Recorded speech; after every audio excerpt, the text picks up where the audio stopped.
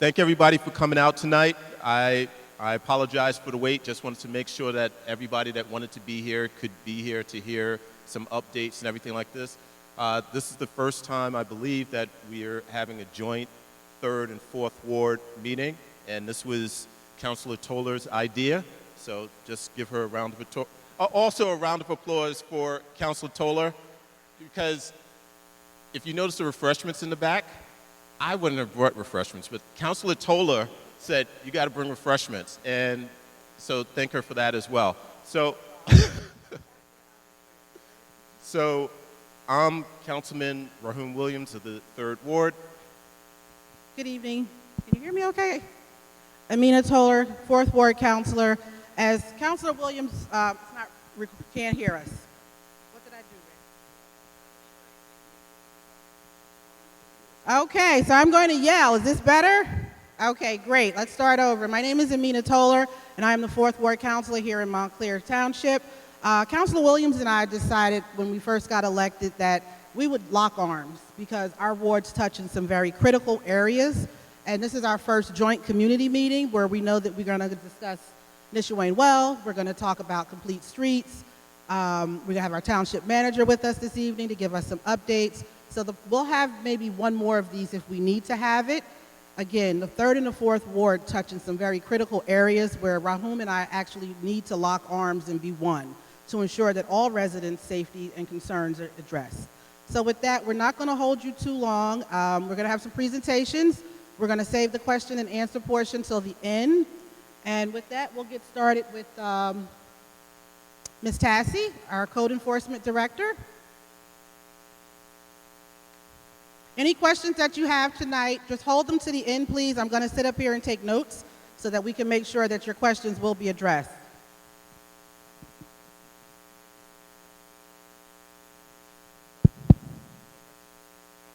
Thank you.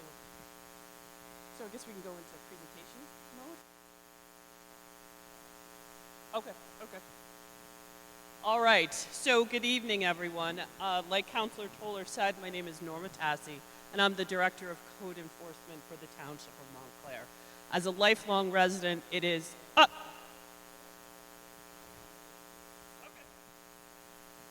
As a lifelong resident of the Township, it's really a pleasure to address you in this capacity. I just want to talk very briefly, do a little housekeeping about our refuse and recycling. Garbage is picked up in each section twice a week. The Department of Community Services asks that you limit refuse to a maximum number of 2 receptacles between 30 and 50 pounds each. And I don't know if everybody knows this, please remember that if you need assistance with your refuse, you can pay a quarterly fee of $100 and your garbage will be taken down and the empty containers returned to their spot. So this is for garbage only, but it's a service that I think is undersubscribed, and we want everybody to be aware of it. Containers are to be placed at the curb no earlier than 6 p.m. the night before collection. And just for your knowledge and information, again, it's twice a week for garbage. Section 1 is collected on, shouldn't have advanced. Section 1 is Monday and Thursday, and Section 2 is Tuesday and Friday. The map is on the screen, and Section 1 is bound by areas north and south of Bloomfield Avenue. Section 2 is everything south of Bloomfield Ave, and north of Watchung Ave, east of Park Street. So there's a little cutout of Section 2 in the farther northern end of town. Section 1, as you can see, is bound by north of Bloomfield Avenue and Watchung Avenue. And recycling is picked up twice a week. There are 4 areas. again, reminding you that they should not be placed at the corner before 6 p.m.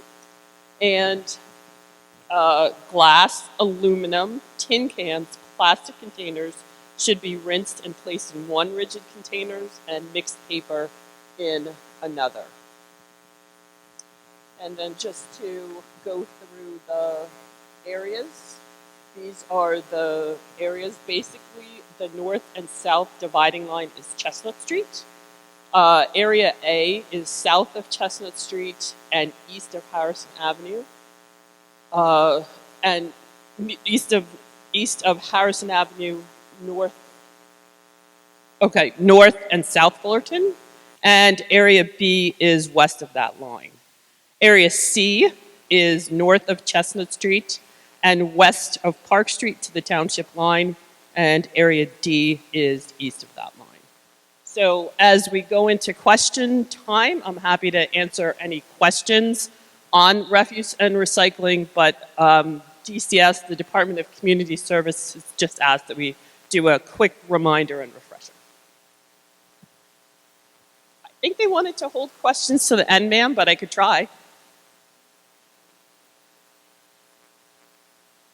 I should have prepared that for you. I will get that answer for your section, but that is actually separate and it is on the website. I've noticed maybe in the last week or so in the Portville and Orangeville, the Southern area, there's been an extra truck with an individual going around picking up the garbage outside of the normal garbage trucks. I'm wondering why one individual is handling that much refuse on Tuesday and then Friday.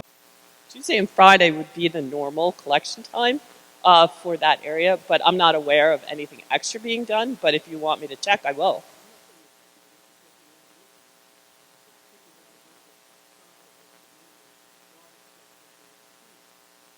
It could still be DCS, though, in a truck. Mm-hmm. Yep.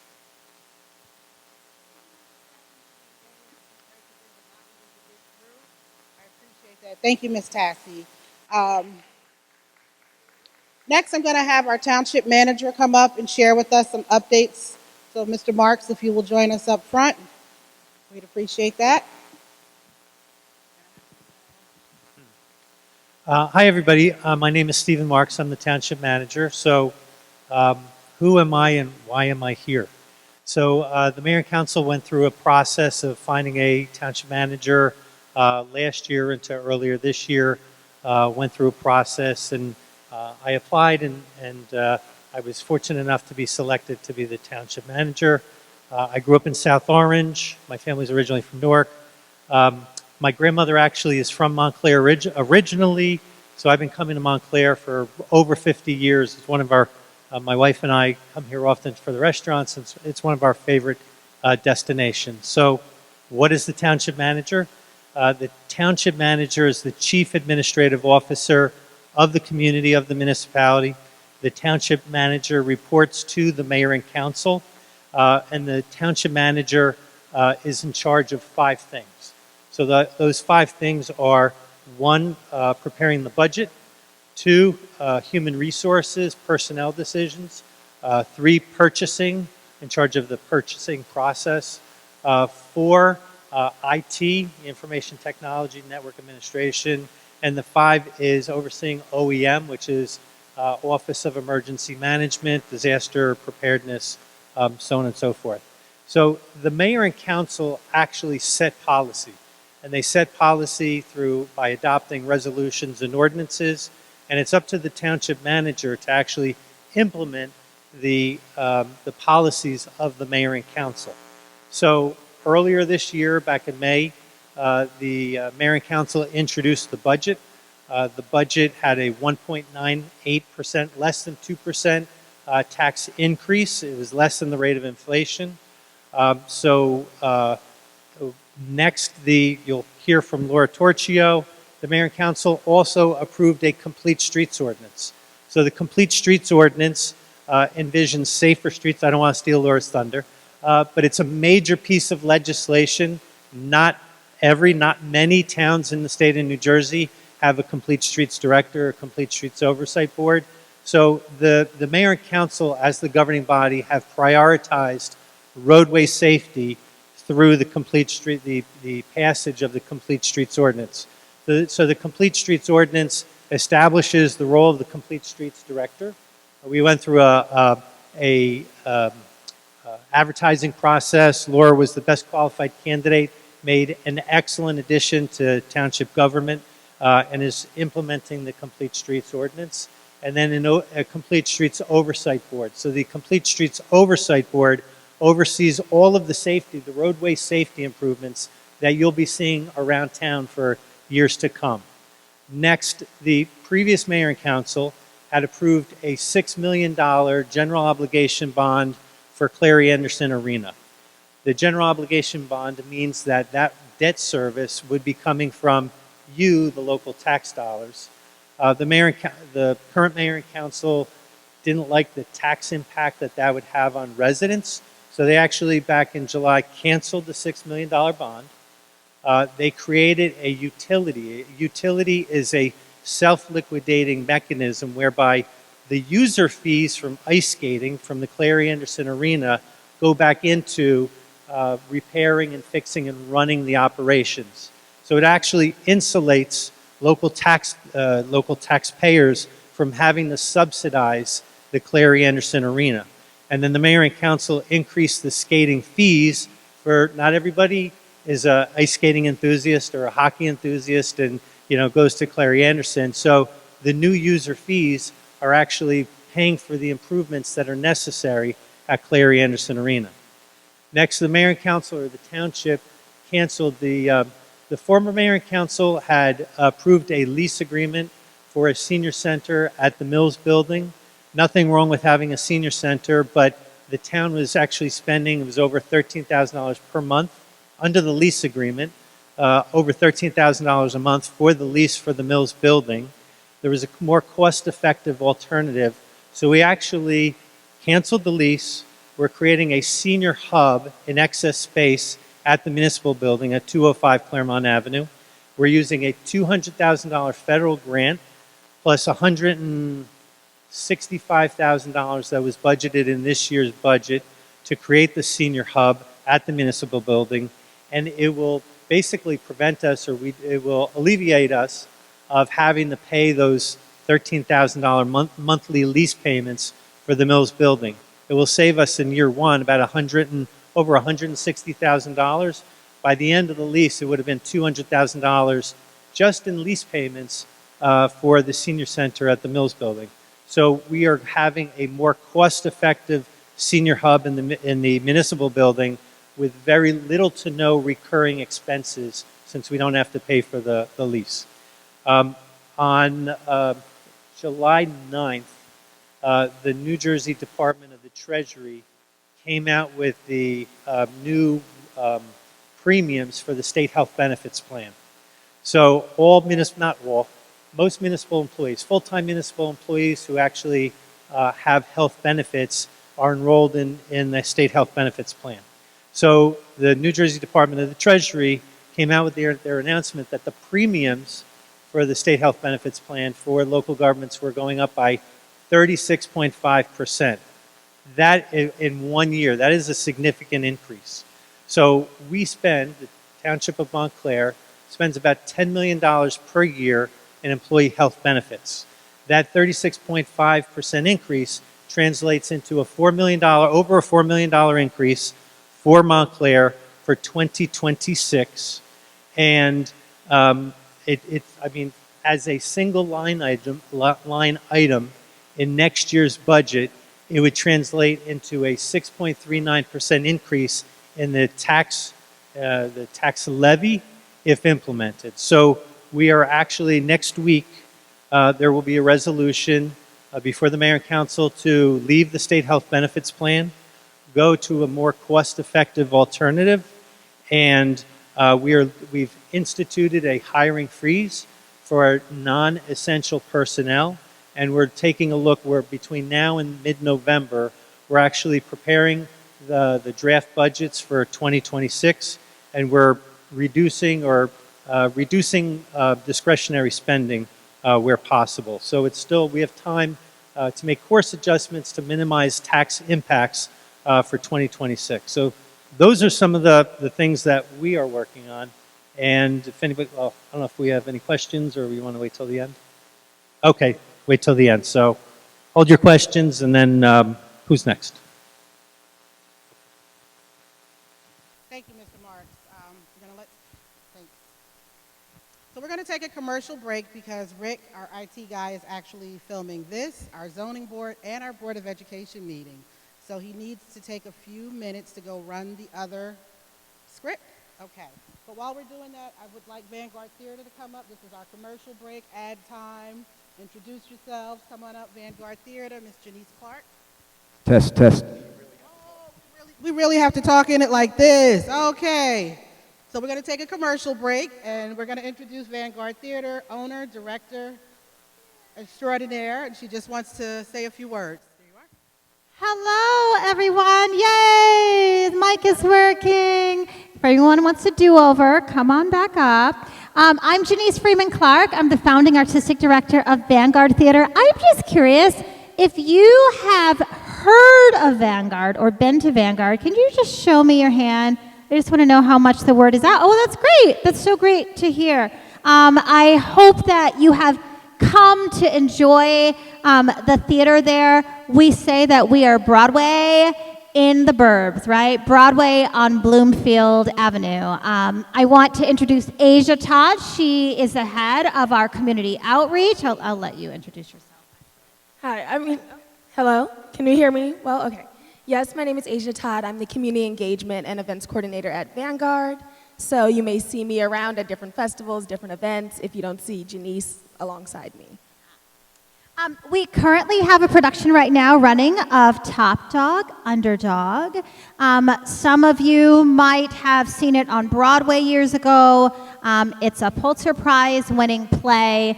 It really examines the cycle of poverty in Black families in particular. The story is about two brothers.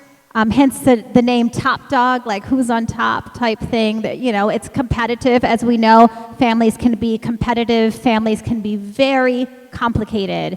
And these two young men who are in the play, they are in their late 20s, early 30s, but they were abandoned by their parents when they were 11 and 16. And they've pretty much been fending for themselves and trying to figure out life and trying to figure out how to survive in a world that always isn't kind, that often isn't kind to them. So it's a really great piece. It definitely makes you think in the end, for sure. I saw a couple hands of people who might have already come out to see it. This Sunday, we're actually having a community conversation after the show, because we've gotten lots of surveys back where people are like, this is wonderful, we want to talk about it. When can we talk about it? So this Sunday after our 2 p.m. matinee, we are going to have a talk back. I'll let you talk a little bit more about that. But the show is running until October 26th, Thursday through Sunday, Thursday evening shows at 8 p.m. We have a Sunday matinee at 2 p.m. We also have a Friday matinee coming up this week. And also, we were so excited this past summer to have done the very first Montclair Theater Festival, which took place in Glenfield Park.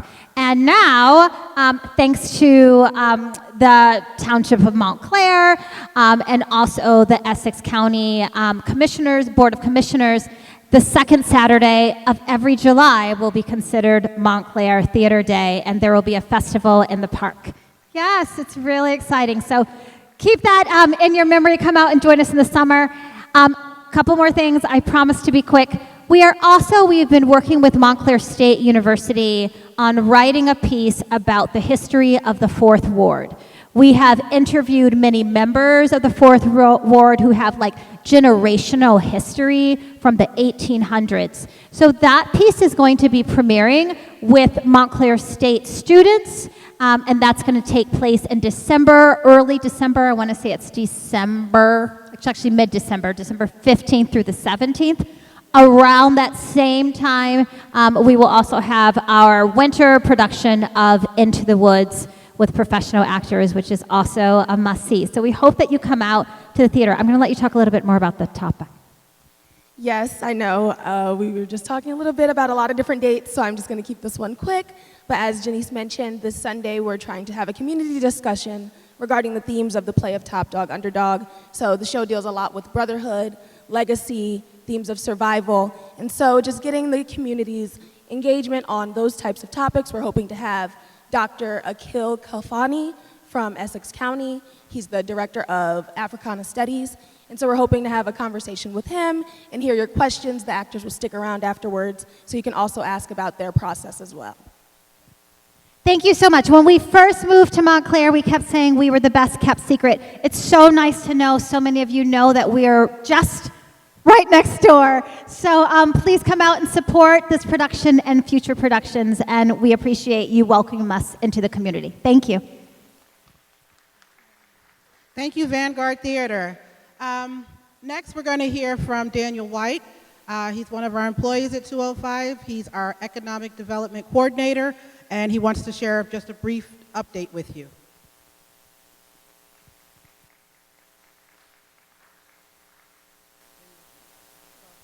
This is going to be very brief, I promise. My name is Daniel White, like Councilwoman Toller said.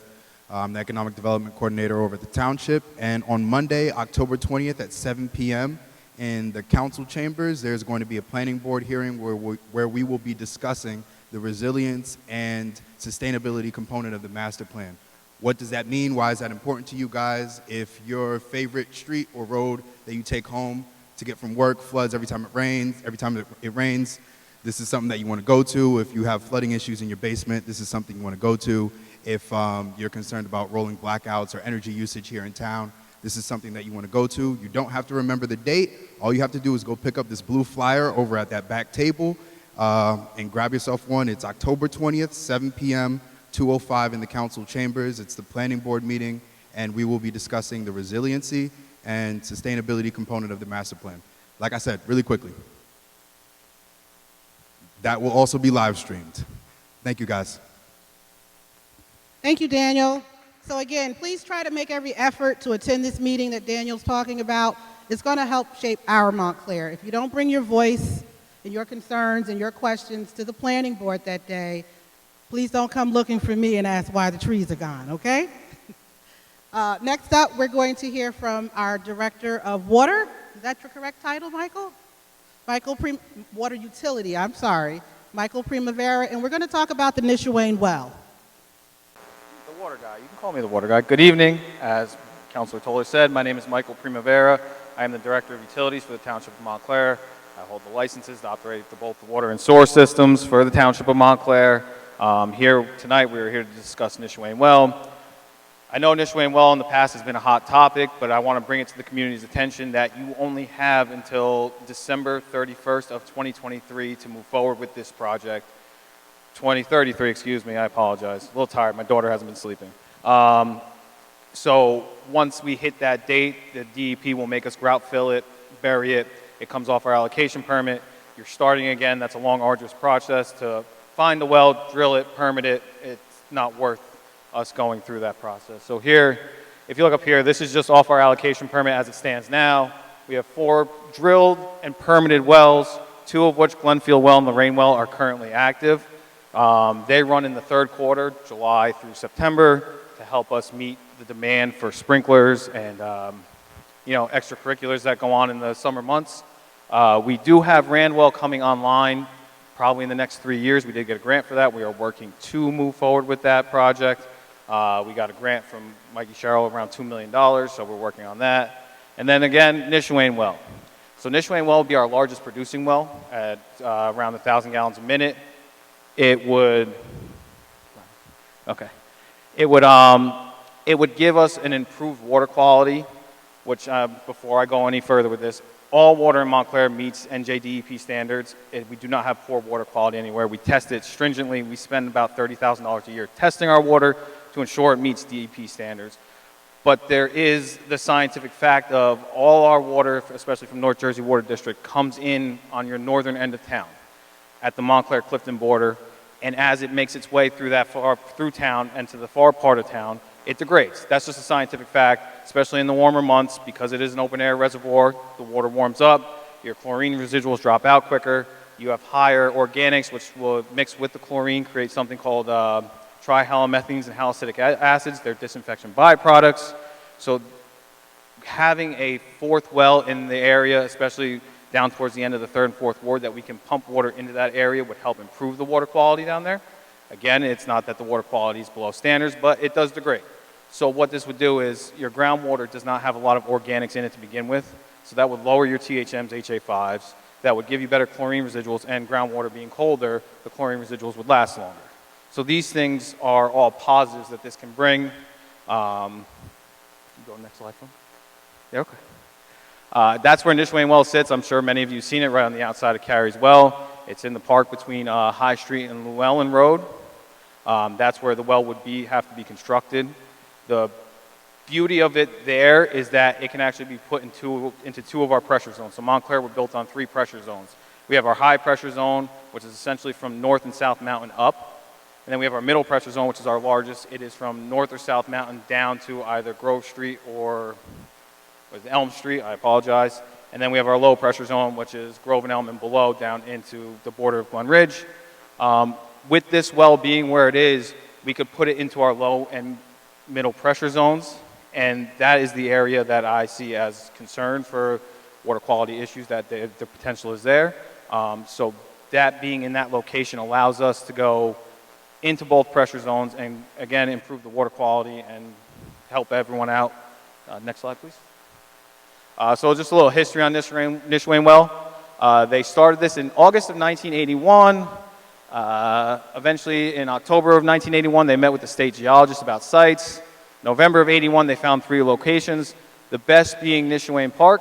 In 1982, Councilwoman Riley passed a resolution allowing the bid to go to paperwork for Nishuane Well. August of 1982, the PO created to drill the well, $31,000, which is amazing now, but that's cheap.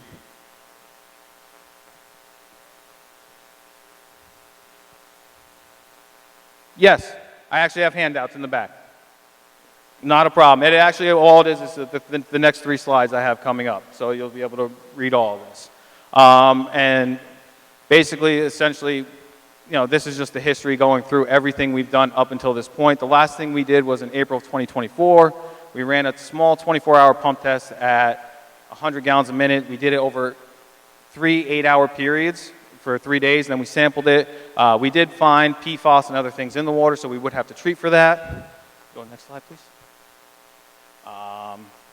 So that, there are things that would come with building this well. Obviously, there's PFAS everywhere, being where we are. There's a lot of industry in this area. But again, as I said before, there are a lot of benefits to adding this well. So one is enhanced resilience. So I don't know if a lot of you remember, in October of 2022, the North Jersey district had the 72-inch water main break in Nutley. That affected Montclair. Not a lot of residents understood that affected Montclair. Myself and 4 of the people, we spent about 5 straight days here setting up connections between different towns, ensuring that water was being moved. We were still failing while doing this. The system was close to running out of water, actually. So what we did was we actually ran an emergency bypass overland about 1,200 feet from Passaic Valley and Clifton into our main pump station at the border of Montclair and Clifton. That's how we ended up surviving this disaster. We've since done a project to ensure that we have that secondary source. The problem with our source and our secondary sources, these are 100-plus-year-old aqueducts that you're pulling water from. There's no space to put a new 72-inch aqueduct next to the old one. New Jersey's overbuilt where these things run. So really you're relying on these things, and it's only a matter of time before they fail again, right? So there's the potential is, the clock's ticking for the potential for this to happen again. Another thing that Montclair could do is, if that did happen, and God forbid, Passaic Valley and North Jersey both had an issue, what we could do is, with 4 permitted wells running, we could actually survive with water restrictions and removing Glen Ridge from our system. They'd have to go to their emergency interconnect. Montclair could sustain with the 4 municipal wells running all together. So you would have water like you know it. There would be no interruptions. There would be no problems. Cost savings. So one thing we do is we lease an extra 1 million gallons of water every day. We probably use that for a total of 4 months out of the year. I can tell you our last bill came for it was $176,000. To date, since 2020, we spent around $3.275 million on that water that you use for about 4 months of the year. So in January, we're paying for it whether we use it or not. So eventually the Nishuane well could actually pay for itself by us no longer renewing this lease with North Jersey District. Again, I talked about the improved water quality. That could be a benefit. Next slide, please. We'll go over the design. Like I said, it can feed multiple pressure zones, which would be a benefit for the middle and low pressure zone in the far end. The next step in us doing this would be a 72-hour pump test. We would have to set a pump test up, a pump at 1,000 gallons a minute, have treatment for that water because I can't just put raw water with contaminants in it into the brook or anywhere, so you'd have to treat it. And you have to run it for 72 hours. And then once you run it for that 72 hours, at the end of that 72 hours, what you have to do is you have to sample it. You have to do a full panel sampling for everything that the NJDEP requires. And then from there, that's how you would design your treatment chain and your well and what the footprint would be in order to move forward with it. I have had talks recently with the NJDEP about our allocation permit and Nishuane well. If we were to try and move forward with this, what they want to see is significant steps towards constructing the well. They don't want us just to say, okay, we did the 72-hour pump test here, we're going to extend you another 10 years on your allocation permit. They would like to see designs, bids, they want to see that we are making progress towards actually constructing this well. We would have to get new permits across the board, say drinking water construction permit, soil erosion, green acres. You have to do a land swap with green acres. That becomes a whole thing. Speaking with our engineers recently, the current cost for today, now this can change tomorrow in a month, $5.5 million to construct this well. We would engage with the NJ Infrastructure Bank, we would engage with the State Revolving Fund, and we would look for grants to construct this well to help save us some money. Next slide, please. Here is Lorraine well that we put online in 2023. These trees were planted between 2022 and 2023 at about 8 feet. They're green giants. They've grown about 6 feet since then. They're around 14 feet. What they do is they kind of hide the area and they muffle the sound, so it helps you not to look at the filters as they are. There are other things we can do. Randwell, we're looking at building a building around the treatment chain. So it just looks like a brick building. It would match the school. You wouldn't even know what it was. Next slide. There's another view of Lorraine Well. Like I said, it's just to hide everything and kind of muffle the sound from the neighboring homes. And then this is just a layout of what I was talking about of our water system. So as you can see, our Grove Street pumping station, this doesn't really show it as well, is further north, and then everything has to be pumped across town or up, depending on where it's going. And that's more of an accurate layout. So you can see on the far right, GSPS, that is our Grove Street pumping station. That is all the way north at the border, and then where Nishuane Well sits would put us further in the south end, like I said, to give us something in that area. We do have Glenfield Well in that area. Problem with Glenfield Well is where the demand goes. The water's going to go wherever the demand is, right? So the demand for Glenfield Well, a lot of it goes towards the Bloomfield Ave area, but then also goes out and unfortunately does go into Glen Ridge. We are working with our engineers to work on a water model on how we can change the direction of that water and stop it from going into Glen Ridge. Going to be a difficult task. And then questions. I will take them at the end. Thank you, Mike.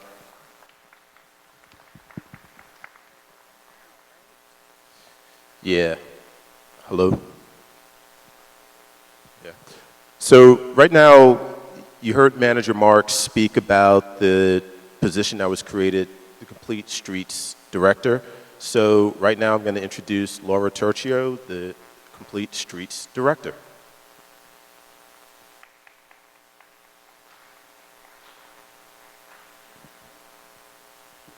I have a couple things to set up. So there's a brief intermission while I'm setting up. So if that's the case, we're going to take another commercial break. We can take some questions for Michael regarding the Nishuane Well while Laura sets up. I didn't realize. So if anybody has a question for Michael, just raise your hand and we'll come to you. I'm coming, Pat. Hold on. I don't know how we're going to do this. got one. Okay. Hi, so it sounds like the Nishuane well has been something that's been on the horizon for many, many, many years. What are the obstacles in getting it done right now? So this is something that we just revisited. I know this is something that was attempted to be built around 2009, 2010. There was a lot of public pushback on it from it being in the park, us taking up green space, and the sound that may come from it, because there is a sound. I'm not going to deny that, but to me, I think the benefits outweigh what the negatives. And to be quite honest, this would be such a huge benefit for Montclair. For me, from my perspective, it's actually easier for my licenses and where we stand with the DEP not to build it, but I think it is the right thing to do because the benefits outweigh the negatives on it. So, but it was a lot of public pushback. Any other questions on this side? Oh, sure, Don. So I'm hearing that it adds redundancy as one major feature. You mentioned the interconnection at the north end of town. Under normal days now, not in the future with the well, what % of our water is local versus what we buy? We buy 95% of our water. So our two wells that run right now, the Lorraine well, which is over by De Novo, and Glenfield well, which is behind Glenfield School, they only run in the summer months. We are actually 5% owners in North Jersey Water District, so we have an allotted allocation. So these wells, like I said, they are to meet the demand in the summer months, but what Nishuane well would allow us to do is stop leasing the extra 1 million gallons a day. That's the big factor, is that we lease that water, and that water isn't used year-round. That water is only used from the middle of June to the middle of October. I'm already at the point where our demand's dropped off exponentially. We don't need the leased water anymore, but we have to pay for it year-round no matter what. Follow-up question, the 72-inch mains you mentioned that are waiting to die, the 72-inch mains that are waiting to be interrupted at any time due to their age, even though we buy 95%, we're going to survive if one of those mains go in the short term? In the short term, we do have an emergency interconnect with Passaic Valley Water Commission that goes right into our pump station. Previous to 2022, it did not go into our pump station. So the challenge with Montclair is all our water comes in low and we have to pump it twice to get it high. And we couldn't do that before we did the project we did after that emergency. But again, Passaic Valley Water Commission is the same thing. You're relying on an old 51-inch aqueduct to deliver your water. You're going from one old piece of infrastructure to another. Quick question for you about the water sharing situation with Glen Ridge. I was wondering if you could talk about that a bit more in terms of just how that works and the cost allocations, please. So Glen Ridge, we do not share water. Glen Ridge is also owners. They're part owners in North Jersey Water District. They are allotted, I forget off the top of my head, I believe it's around 0.9, and they lease an extra 300,000 gallons a day. So they have an allocation of 1.2 million gallons from North Jersey Water District. The only service we provide for them in terms of we move the water for them. They do not have a direct interconnect with North Jersey Water District. So it comes into our main pump station, travels down Grove Street, and then we have 3 spots that it interconnects. The main one being Lincoln Street, that's where about 90% of their water goes in. Then Bay Street by the hospital is their secondary interconnect, and then their emergency third interconnect is at Ridgewood Ave and Watchung Ave. So realistically, we are just moving their allocation for them. We do not, sell them water. Good evening. If my memory serves me correct, okay, can you hear me? Okay. When the well was proposed about 10 years ago, 15 years ago, there was a requirement for public input. It seems that the process is a little different this time. Is there a decision has been made that this well is going to be put in? This is just to gauge community input. This is just to gauge the community. We would still have to have community meetings and things of that nature. This isn't to bypass any of that. This is just something that we want to bring to the public's attention that we're looking at. Okay, then also at that time, there were 2 proposals on the table. One was a full-blown water treatment facility. And then that was scaled back, and it was just going to be, I think, a pumping scenario. But this time it sounds like you're going back to the original plan of full-scale pumping station, filtration, the whole 9 yards. The challenge with the second one that was found, that it couldn't be done, yes, but the problem was with that one was if you shut that pump off because of the hydraulics of where they were moving the water to, you'd actually have to put a special actuator valve in to stop the water from continuing to flow. You're essentially, we would pump it, the plan was to pump at the Glenfield well or a spot on Oak Street. There were two different spots they were looking for. With the topography the way it is, you're essentially creating a siphon, and that water wouldn't stop unless we had an actuator valve to stop the water from flowing, and you're relying on the actuator valve. So being, and not only the other thing, my idea is being where it is, like I said, centrally located. If you were to go down High Street on the Cedar Ave, there is a 20-inch main that goes to our low service tank that is feeds our low service area, like I was saying. And then right on Llewellyn or High Street, that's our middle pressure zone. So what you're doing is you're essentially sandwiching two pressure zones where you could feed those far corners, like I said, of the 3rd and 4th ward, and essentially put improved water quality in that area in the summer months. And then there was also another concern. Since there was going to be a full-scale pumping facility, Green Acres said that there was going to be an estimate of $1 million of the value of the land that would be needed in order to build that facility. Well, of course, 15 years later, it might be valued at $1.5 million at that point. Something we haven't engaged with Green Acres yet. This was our first step in the process of moving forward. And that fund, that money would be spent in Nishuane Park at that point to upgrade the park. Because that's a requirement from Green Acres. If you use that land in Nishuane Park, you would have to put that money back into that area, that park at that point. Okay.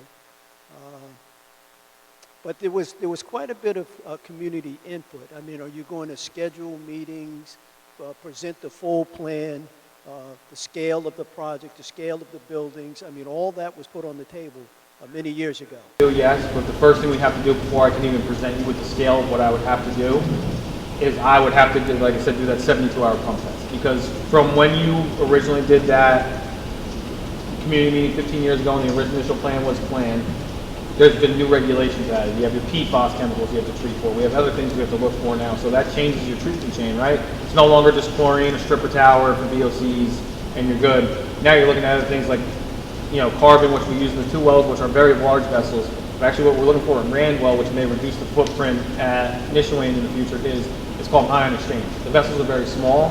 You only need a 3-minute detention time for those vessels, whereas carbon, you need an 18-minute detention time. That's why they're so large. So there are ways to, say, be close to the same footprint, but it's going to be something that until I have the 72-hour pump test with the water results, my engineer can't really come up with the true design of what the footprint is using. And also, I think back when the well was initially proposed many years ago, it was like $2.5, $2.6 million. And now yes. we're looking at 5 plus. Okay, so it's a significant increase in the value of that. But critical was the public input. I don't disagree. There was a full schedule of meetings throughout the community, because this is not just the 4th Ward, 3rd Ward scenario. This water serves the entire community of the township. Absolutely. Happy birthday. Thank you. Great. More questions after. Thank you, everyone. I'm going to get started, and this is going to be a little workshop-y. I don't know where he put my presentation either. Hey, Matt, can you help us with the presentation?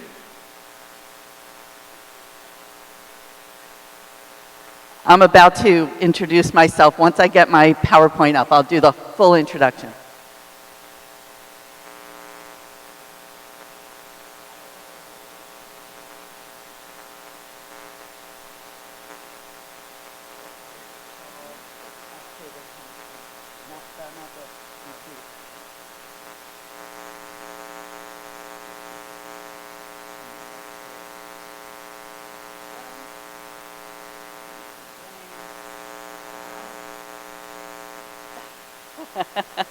Okay, and I got the clicky.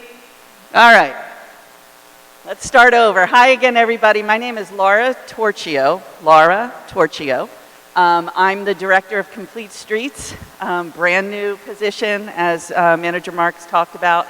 But I'm not new to safe streets in Montclair. I've been an advocate for safe streets, especially people who are more vulnerable on our roadways, like pedestrians and bicyclists, kids and seniors, and everyone in between. Thanks, Matt.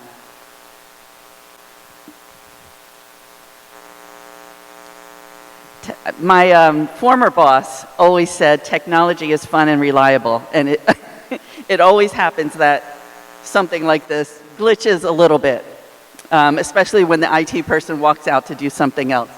But anyway, I was one of the original founders of Bike and Walk Montclair back in 2002. And we worked with the township back then on safe routes to school programs for kids. We worked on getting a complete streets policy. I sat on the Traffic and Parking Advisory Board. I also did some work on the Arts Commission. So I've been involved in the township for many, many years. I'm a graduate of Montclair State College at the time.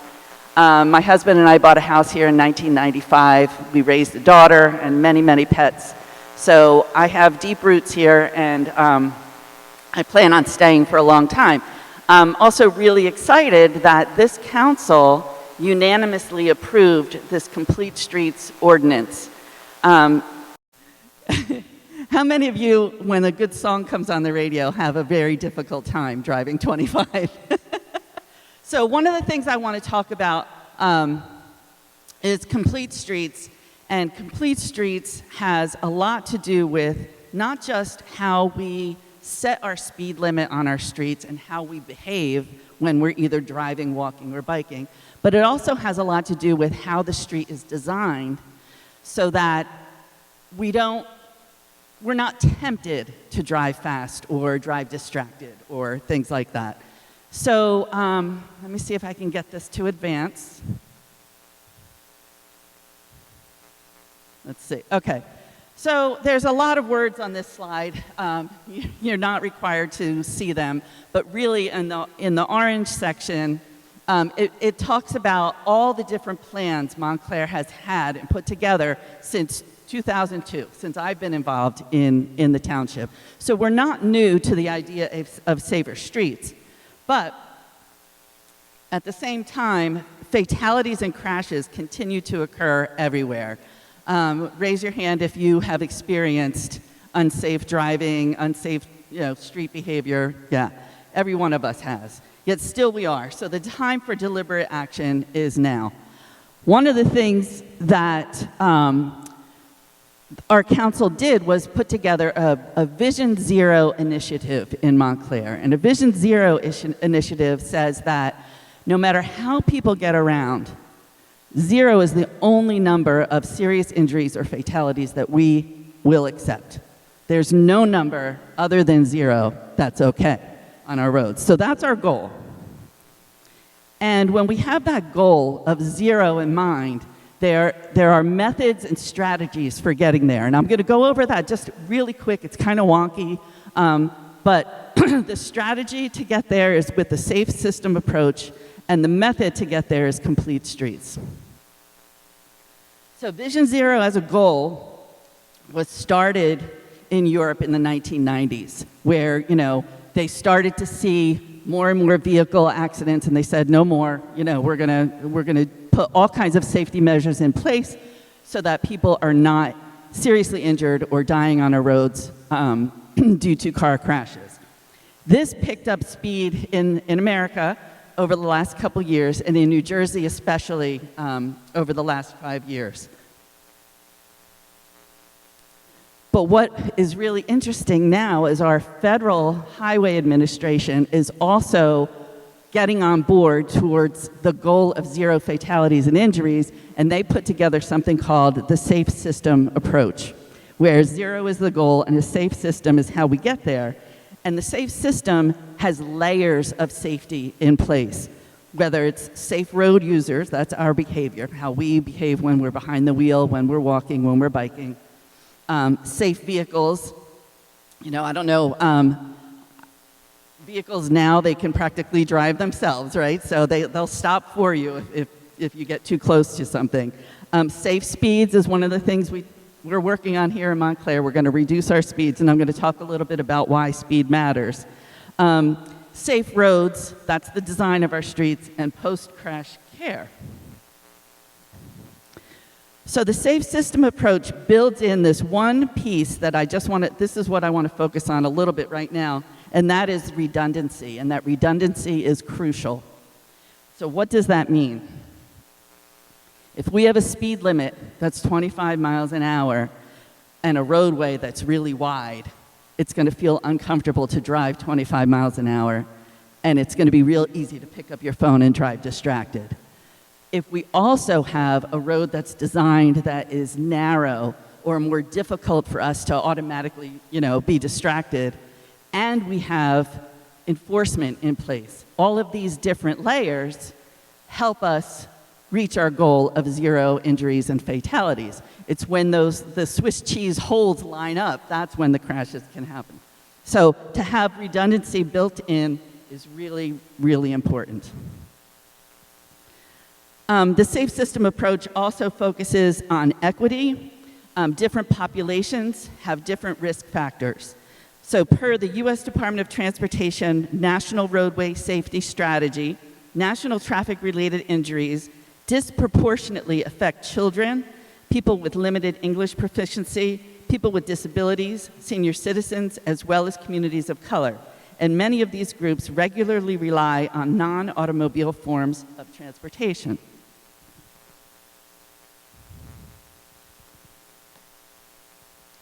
So, this is where we get to complete streets. Before today, who's heard of complete streets? A little bit here and there. So complete streets are streets that are designed, operated, and maintained with the safety, mobility, accessibility needs of users of all ages and abilities in mind. Whether we're in our car, on foot, taking transit, or riding an e-scooter, I know we all have opinions, complete streets will determine our comfort level, no matter what mode we're in. Elements of complete streets design include things like sidewalks, shorter crosswalks or crossing distances between curbs, street lighting, sidewalk lighting, narrow travel lanes, bike lanes, speed humps, and more. So this image is an example of what a complete street might look like. Okay, now I'm going to talk a little bit about speed. We talked about speed before, and I just want to get some of your ideas about speed. Okay, so here's a question. If a person is driving in their car at 30 miles per hour, so 30 miles per hour isn't fast. It's reasonable, right? We all think it's reasonable. How far does the average car need to come to a full stop? 10 feet, 25 feet, 40 feet, 70 feet, or 85 feet? Who thinks 10 feet? Who thinks 25? Who thinks 40? Who thinks 70? Who thinks 85? Somebody said it over here. It's 85 feet. It takes a car driving 30 miles per hour at least 85 feet to stop, to come to a complete stop. So here's a scenario. If you're driving down the street and you're approaching a crosswalk and nobody's in the crosswalk, what should you do?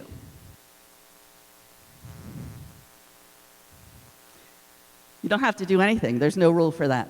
But you should be aware that there is a crosswalk, and you should be prepared to start braking before you get to the crosswalk.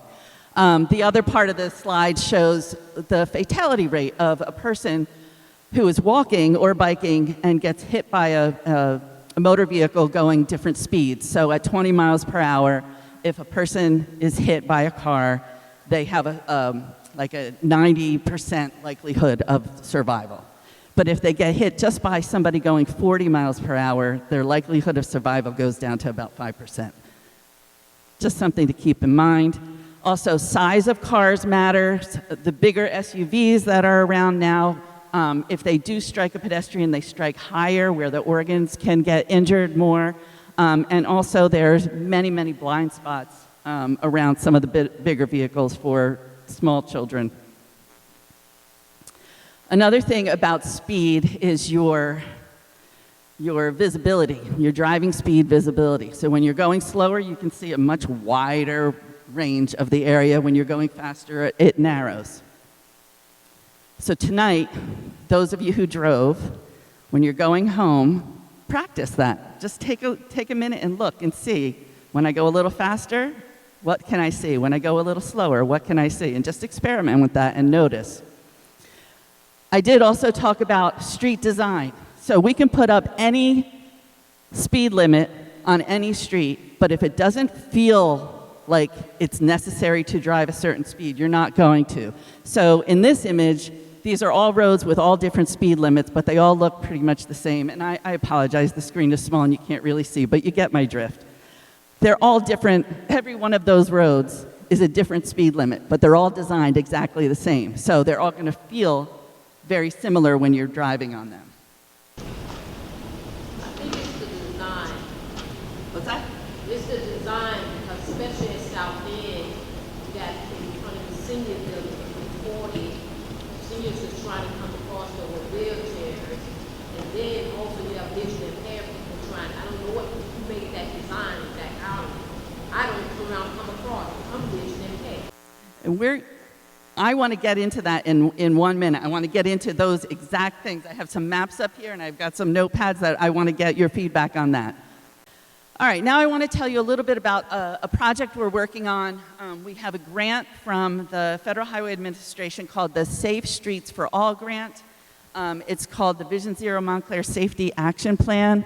We have a consultant team that's on board working with Montclair Township to help us develop a safety action plan for the full township of Montclair. And the cool thing is Essex County is also doing a safety action plan, and our plan will augment the Essex County plan, and we'll be working together, hand in hand with the county, so that our county roads will also be addressed. So the safety action plan basically is the same as the Vision Zero initiative. We're saying we want 0 is the only acceptable number of serious injuries or fatalities. We want to improve safety. We want to reduce the number of fatalities. We want to promote a data-driven and community-led approach to safety. I could use a podium. We need a podium up here. So this is the wonky stuff. This is kind of what we're going to be doing within this project. The consultant team is going to be working on public and stakeholder engagement. They're going to be doing data analysis, creating maps and stuff, and they're going to be helping us develop the safety action plan. And we're going to be doing some demonstration projects as part of this process, which are temporary test before you invest type of interventions on street design. So that could include anything like from curb bump outs to narrower lanes to traffic circles to like many, many different types of things. The timeline is we're in it right now. We just started in September. We had our kickoff meeting. So the community engagement part is coming. So keep an eye out on our website for focus group meetings and community workshops and things like that. We asked, during the first meeting, we asked the attendees, what are the top roadway safety concerns in and around Montclair? They said dangerous intersections and speeding was number 1. I don't know if you all agree with that, but I certainly have experienced that myself. The public engagement and stakeholder overview will include things like communications. We're going to have a whole website on this project, so there'll be all kinds of information on the website. There's going to be a steering committee as well as focus groups, and there's going to be lots and lots of pop-up community engagement activities and a community survey as well. So keep an eye out for all of those things. So here's the good part. or the bad part. We have an early draft of some of the data. Okay. So the first thing they did was they looked at census data and mapped the different census data by census block groups. And remember, I showed this graph earlier that underserved communities are disproportionately affected by street safety hazards. And this is a map of Montclair by census block group, and the darker blue areas meet the criteria of underserved communities. And what they did was they created a composite score of things like whether they're minority households, foreign-born, low-income, disabled age groups, and things like that. That's how they determine what they refer to as underserved communities. In all of New Jersey and all of the United States, the correlation between underserved communities and high crash corridors is equal. In Montclair, our high crash corridors are not our underserved communities. Our high crash corridors are our county roads. And that's all over the town. So I thought that was pretty interesting that the data showed that right away. And if you're looking at all I know this is like very wonky crash data, but it's important stuff. If you're looking at all crashes in Montclair, 95.2% are car-and-car crashes. 44% are fatal and severe injury crashes.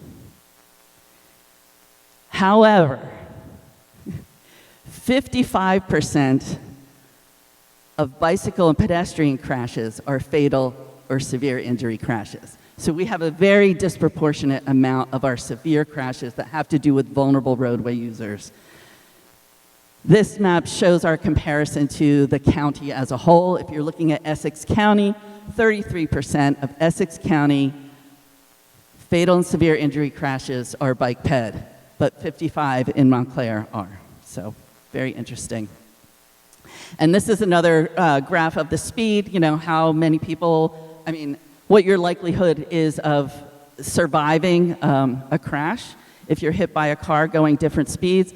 The other one on the right, the swoop graph shows a vehicle going 20 miles per hour that hits somebody at different ages. So the older you are, the more likely you will not survive that crash. And the younger you are, it's just awful. But anyway, this map, I wish you could see this, and I only have a draft, so I couldn't even print that out for you. But what it's showing, I'll tell you what it's showing. It shows all of our roadways in Montclair that are considered the high injury network roadways.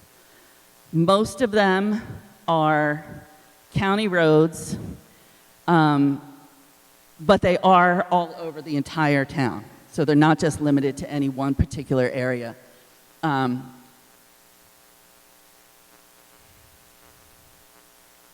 So what do we do going forward?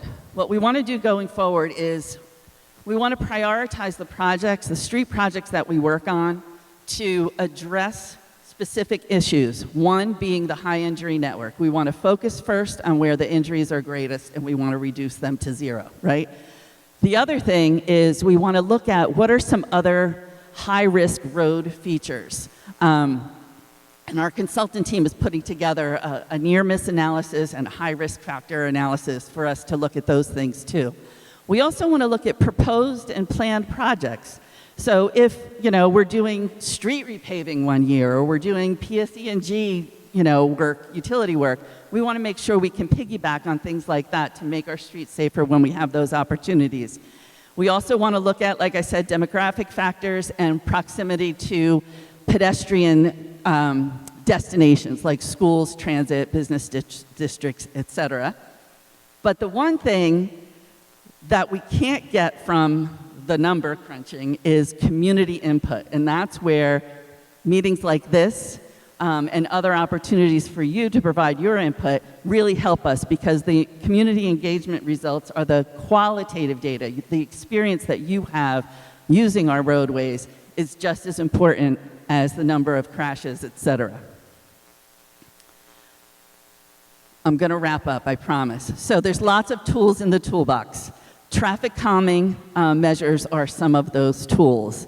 So some of the things that you probably have been seeing around town recently are multi-way stop intersections. Anybody have one near their house?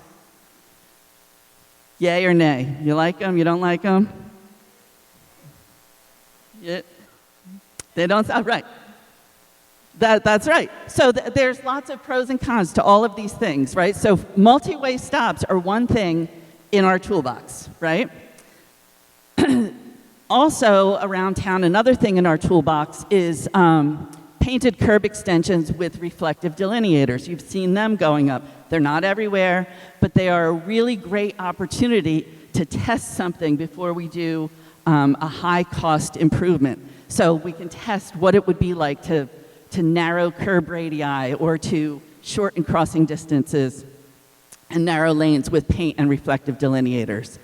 Another thing you probably have seen are the RRFBs.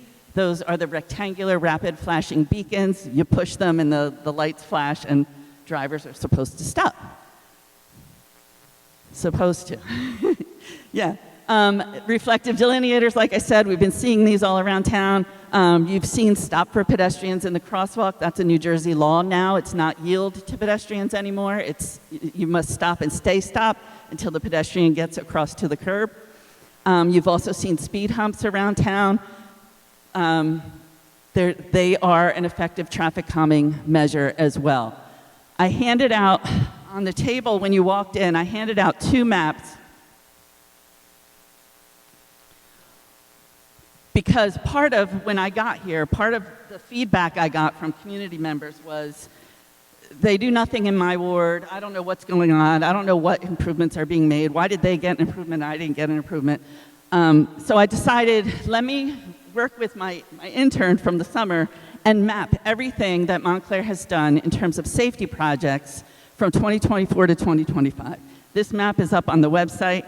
It shows all the multi-way stops. It shows all the RRFBs. It shows all the locations where delineators have been put in place. We will keep doing this, and we will keep letting people know incrementally the different safety approaches that we take. Another thing is we also mapped what is being studied right now.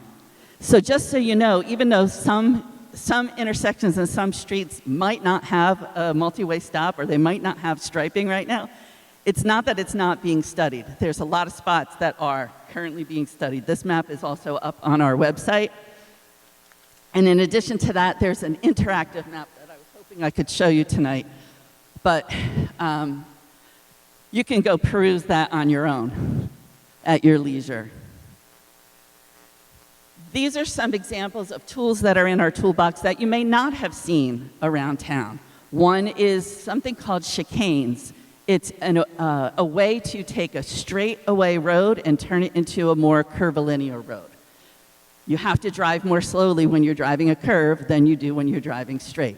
This is one method of traffic calming. Mini traffic circles are another. They're like the bigger traffic circles that you've seen, the roundabouts, but these are small.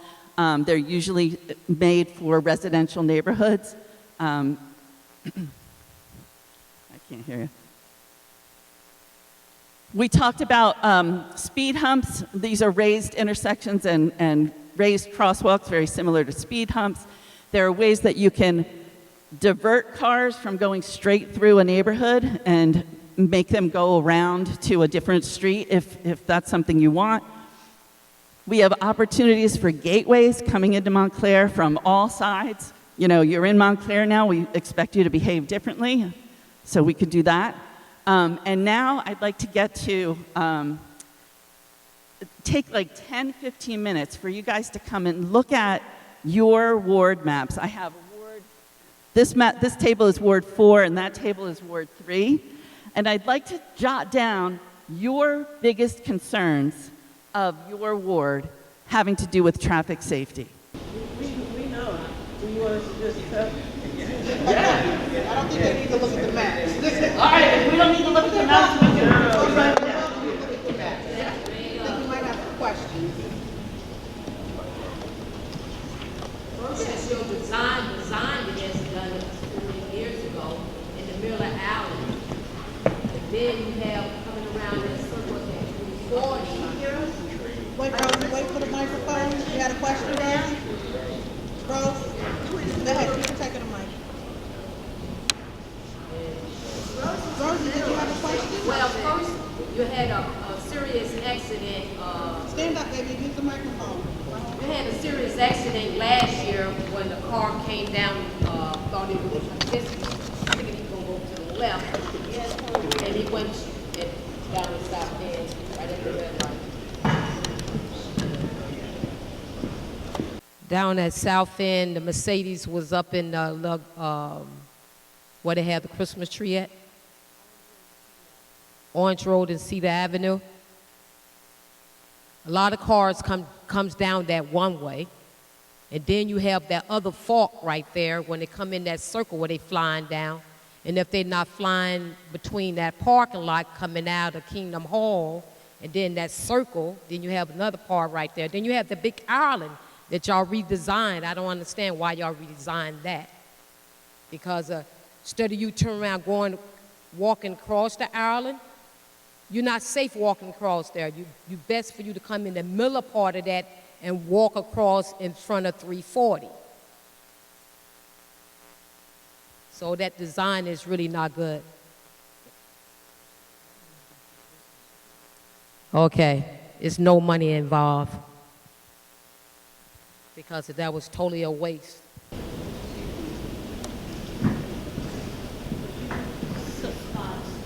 Wait, so she presented an issue, so we want to hear. Right. So she presented a couple of issues. South End, Cedar Avenue. Washington. Wait, first you said South End where the Christmas tree is, that first island. Cedar and Orange, so we'll call that Mr. Young Park, right? And then she was talking about the curve all the way around to our senior housing. Right, which is 340 Orange Road. 340. And what's that, Rosedale? No, that's not Rosedale. No, Orange Road West. What's the street right there? Not Lincoln. Not Linden. So traffic has been known to come down Orange Road, which is a one-way, going out of Montclair when they're not supposed to do that. They're actually supposed to come around that loop. Yes. Yes. Cars have been coming up Cedar. I live right in that intersection. Yeah, give it a mic, Ron. Thank you. I live exactly at that intersection, and I constantly see vehicles collide because someone is coming up away from the direction of the fire station, up Cedar, and instead of making the turn around towards the senior housing, they cross into the one-way lane, and my husband's car was destroyed at that intersection. But I can't tell you how many accidents I see there. It's a very significant problem. It's unsafe for dog walkers, which there are lots in the area. Nishuane parents are bringing their kids off of Orange Road around that corner.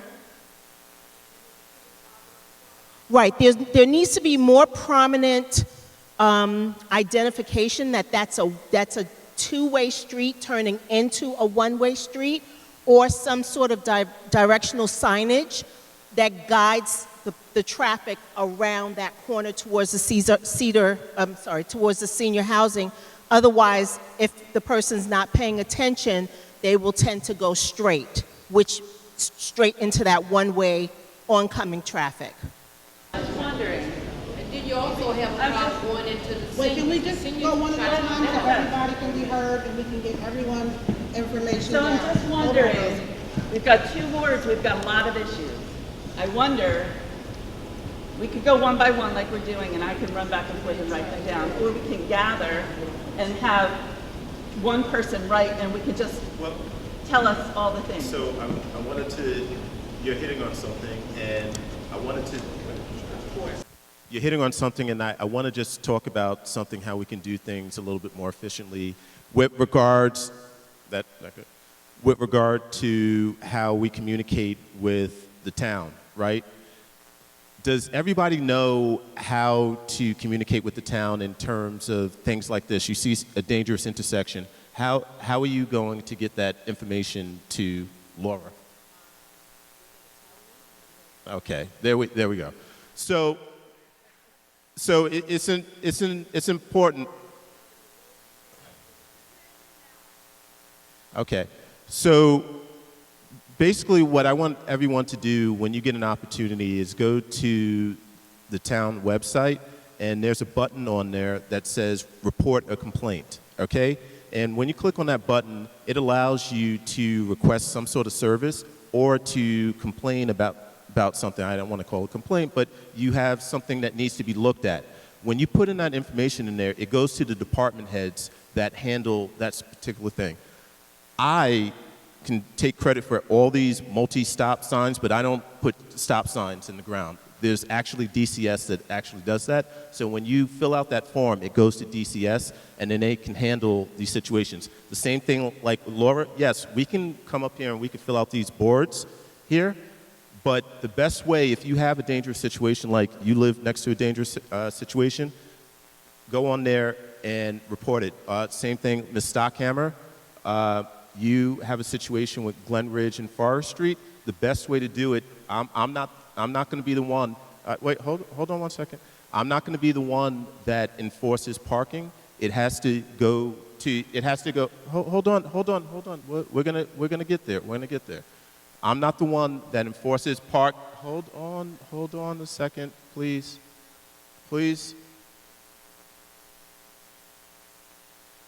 I'm not going to be the one that enforces parking.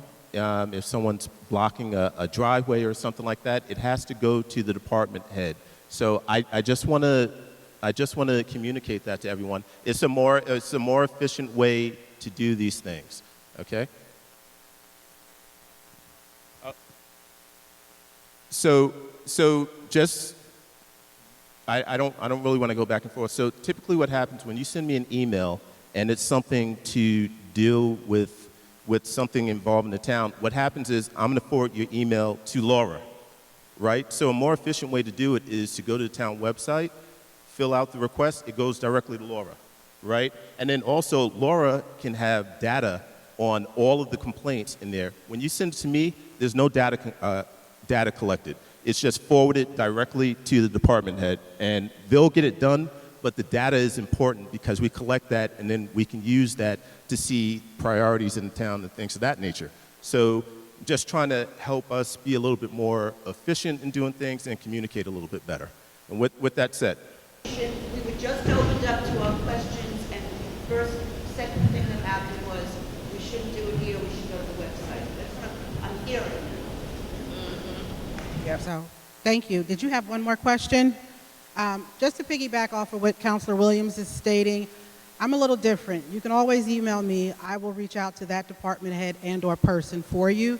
I prefer to stay, it's okay, but I'm just saying for me personally, I just want Fourth Ward residents to understand that, no, it doesn't require a clap. It's just, for me to stay on top of the issues, I need to be notified. I personally don't want my Fourth Ward constituents to email the app. Email me and let me try to handle it for you in the best way that I can. So, you have another question? Because a lot of times you can email in some way, somehow, nobody you try to get back with them. I'm not talking about my boss with Fourth Ward Council, but I'm talking about other things dealing with the town or dealing with the city on certain things. It takes so long for them to get back. And everybody's depending on the email. Did it go through? Did somebody receive it? Going back and forth. I just want to expound on that a bit. I had because I'm right at that intersection there, I contacted the town and asked them to paint a yellow stripe along my driveway because people would tend to obstruct my driveway. I have a senior tenant and I had 2 teenage kids that were learning to drive, and obstructing that driveway meant that we couldn't see out to oncoming traffic. I had a sign put up there. The county did all of this. People still park there, and I have contacted the police and parking enforcement and requested people to come out and ticket or acknowledge it without much response. So I just wanted to put that out there, and I'll email you about that specifically. The other thing that I'm really concerned about is the tendency to overshoot those stop signs and the RRFBs. Is there any discussion about maybe cameras, maybe not on all of them, but on some of them in a hidden way that aren't, prominently seen, but that will catch the license plate of a person that overshoots that stop sign? Because what happens is they overshoot it, they pull up to the curve, and if I'm coming perpendicular to that, all of a sudden a car is appearing out of nowhere, scaring the bejesus out of me. Now I'm hitting my brakes, and I'm hitting my horn to make sure that they see me, and they stop, and then they're giving me the finger, like I was the wrong person. So I think there needs to be some serious consideration about a deterrent so that people don't tend to do that, because if it's not a car that's coming, it could be a kid. It could be my kid on a bike. That needs to be a part of this plan because I see it all the time. Thank you. I'm going to get, okay, but I just wanted to say one thing about community feedback. There are lots and lots of ways. There are lots of ways to give feedback. One of the problems that we've had in Montclair is that none of the calls to council members over the years have been tracked or mapped. And I just spent 3 days going through hundreds of emails, putting it into a spreadsheet so that we can work with the police and with DCS on how to prioritize the solutions. Because although we want to be everywhere all the time, all at once, or whatever that movie was called, everywhere, all the time, everywhere, we can't. We have to prioritize and do things in a systematic way. And so one of the things we're going to do is we're going to have a way to track it on the website, but we are also going to be able to feed your comments into the system as you get in touch with people. Who was the person I'm supposed to go to here? Good evening. My concerns are Orange Road, High Street, and Irving Street. And I know that Orange Road is a county road. There are those flashing devices, but one's down already, again. I'm a senior. That is my church there on the corner of High Street and Orange Road. I will not step into the crosswalk unless the car is before Immaculate Conception Field. I'm not ridiculous.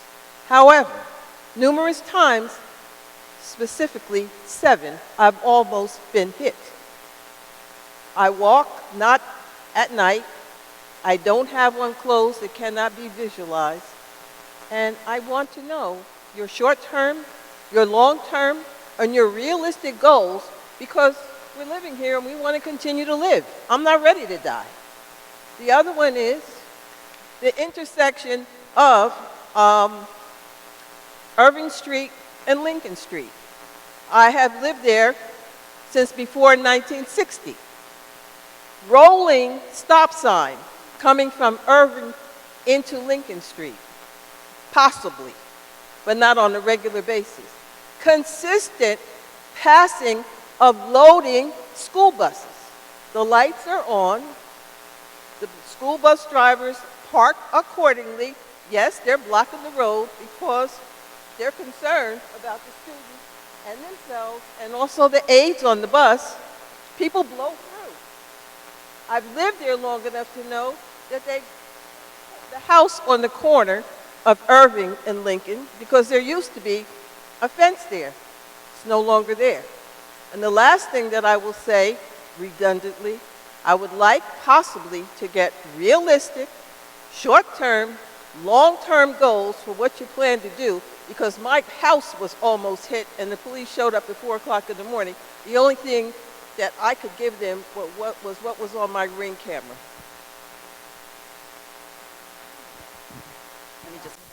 Let me just quick respond to that. This is exactly why I'm here, and this is exactly why we have the consultant team that's helping us put the safety action plan together. So we can prioritize and work hand in hand with the county to get short-term solutions identified and get them out and up.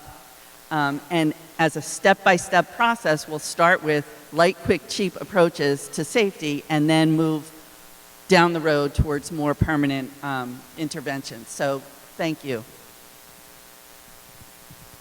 Just something quickly, and I'll go to you and then you. Just something quickly about Orange Road. Yes, it's a county road. There's a couple of intersections, Elmwood, Hawthorne, and I think it's that intersection that you were just speaking about as well.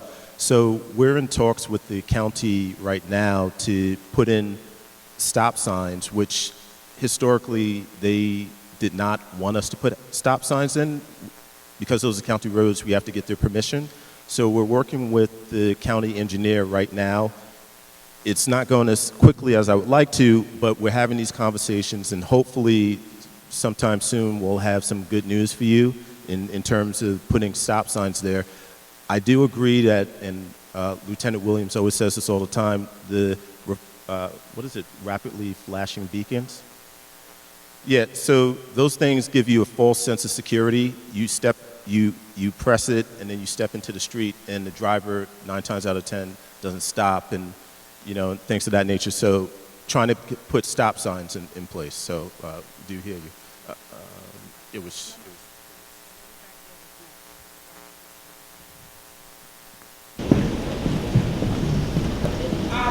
No, okay. Yeah, I live off it's Greenberg, good. California. We had asked the council, I don't know if it was this council or previous council, to look into possibly speed bumps on Greenwood, because they fly down Greenwood as if they are on Indy 500, okay?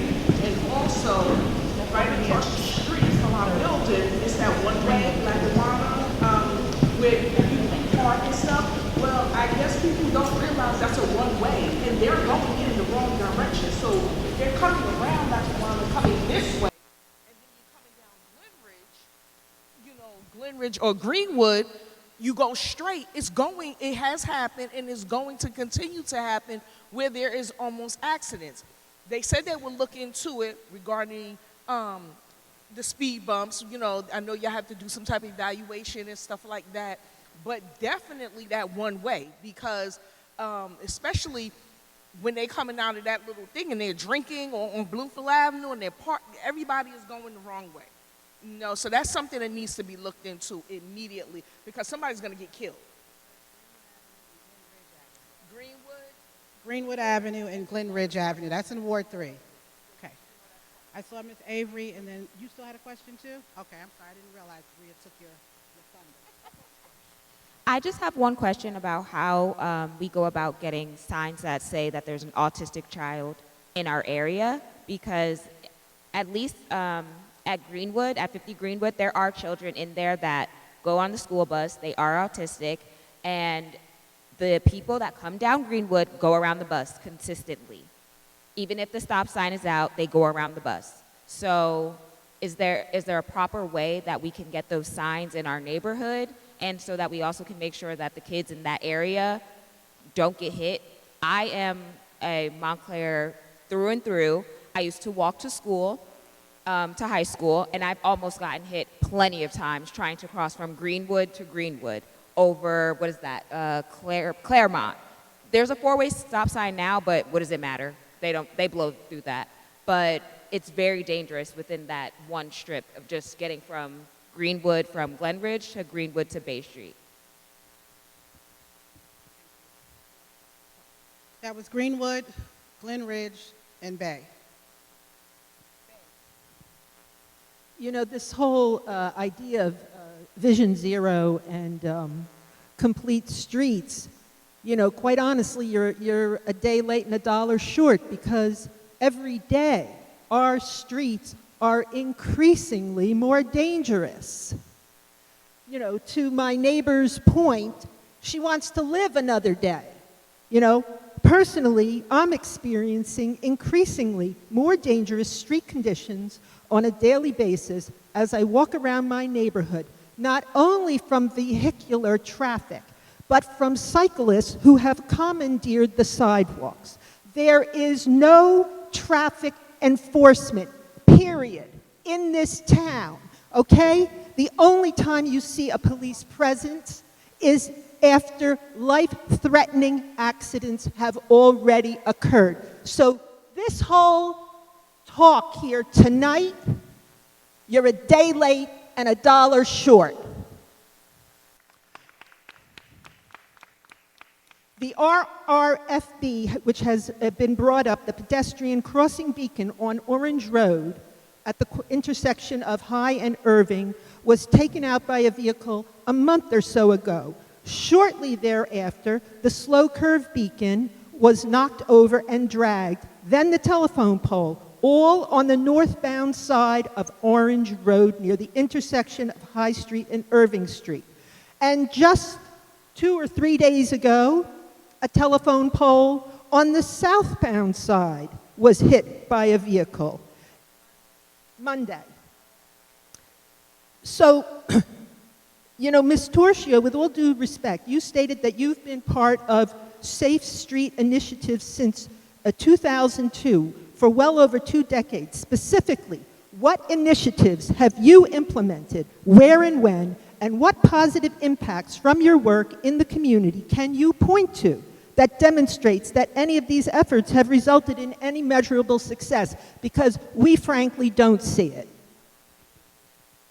I'm coming. I'm gonna work my way down, okay? I'll go here, then, you do? Can you yell it? You do have an answer? Sure, okay.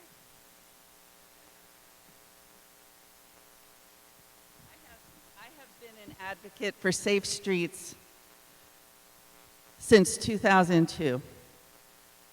And I was working as a consultant in other communities across New Jersey, New York, and Pennsylvania, and helping those communities implement complete streets and safe routes to school. Around that time, I had a baby. My kids started to go to school, and I said, you know what, I'm doing this work in all these other towns, let me try to do it in my own town. So I helped to found Bike and Walk Montclair. I helped to ask council at the time for support in this type of work. I worked with the county to try to get bike lanes and traffic calming on county roads, and the county and the township councils at those times were not fully in support. It wasn't until 2023 that we got unanimous support from the last council and then again from this council to do this work. So what have I done personally? I'm a resident and I spent 20 years volunteering in this community, and I worked to get grants from the New Jersey Department of Transportation to help us develop safe streets plans that ended up, sorry to say, sitting on a shelf in Montclair.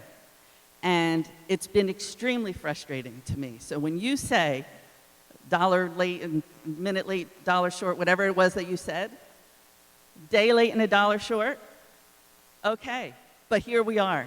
We're here today. And so we need to move forward today. Right.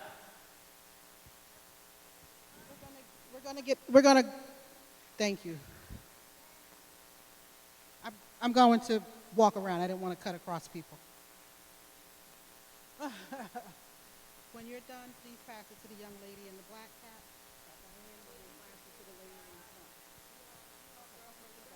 cap. Okay. I did want to, hi, how are you? I wanted to give a couple of different perspectives. I live on Cambridge Road. I have seen positive results from the flashing light that goes across Grove Street and right near, you know, the Walnut area. So walking my dog and whatnot, that has definitely slowed down. I think it's partly on the walker as well, that you don't just hit the button and then go. Like you have to actually check and give a car a chance to stop to get across. But I also want to speak to the chicanes, which I know that we had an earlier discussion about. I unfortunately have not seen any slowing because I don't believe vehicles actually understand what that is. It still allows people to move from Broad Street down in the Bloomfield area straight through up to Grove, and we are, you know, a good throughway. And I believe actually like a four-way stop sign would be better on our corner of Cambridge and Tremont. Yeah, to actually slow down that traffic. Now, in terms of working smartly, because I know that was part of your presentation as well, it would have been helpful to know that PSE&G came in 2 weeks after you put down the lines and tore up everything that you put down. So just having an understanding of all of the different departments and what's happening, you know, would be helpful to know that our money is going, you know, in the right direction at the right time. So.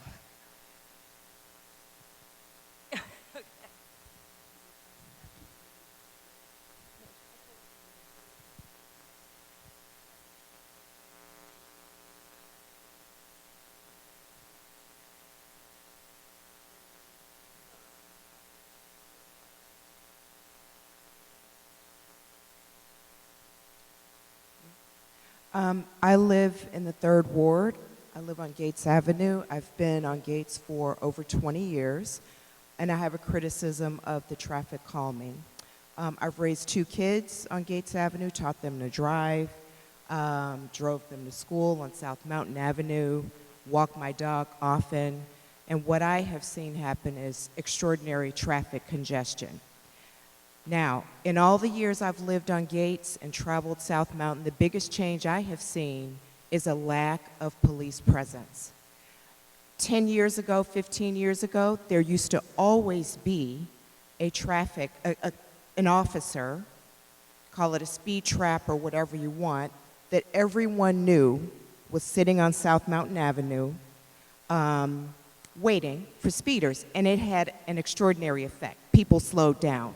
Now we have stop signs everywhere, and there's congestion. And I think the congestion is another community concern. On Gates Avenue, there are 2 brand new 4-way stops, nothing but congestion, and what used to feel like a quiet walking neighborhood. Now it's just lines of traffic. So that's my complaint. I'd like to know what is being done post-mortem to understand what are the effects, pro and con. And I'd also like to know generally, how does Montclair compare to other townships of a similar size in terms of traffic incidents? What are they implementing? What are the effects, pros and cons? I feel like some of these measures are bubble wrapping the town without taking a step back and asking the question, what worked before?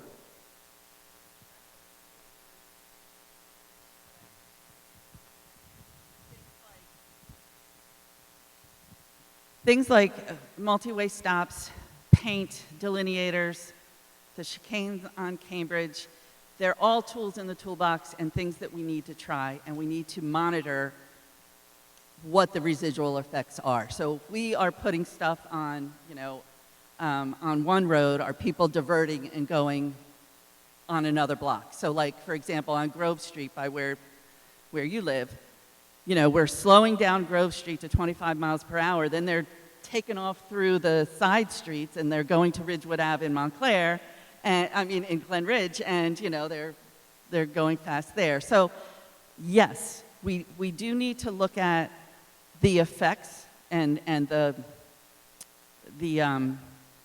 effectiveness of some of these interventions, and one of the best ways we can do that is to stay light, quick, and cheap with our initial interventions. So let's just stick with paint, delineator, stop signs for now. See how that works. And then when it doesn't, it's not a big expense to take it out. I cannot speak to the police force. Yes, but you would have to have the police speak to that.